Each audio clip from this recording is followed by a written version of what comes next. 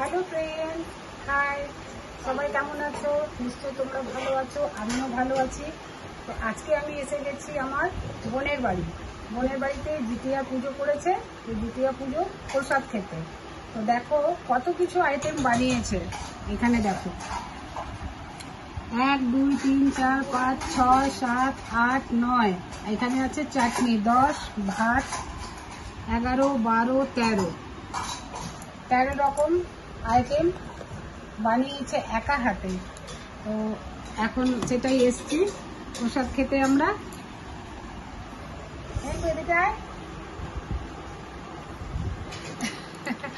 তো একটু তোমাদের সঙ্গে শেয়ার করে দিলাম। এই হচ্ছে বোন, পুজো করেছে। তো পুজো করে আমাদেরকে নিমন্ত্রণ করে তো এটা আজকে আমরা প্রসাদ খেতে এসেছি।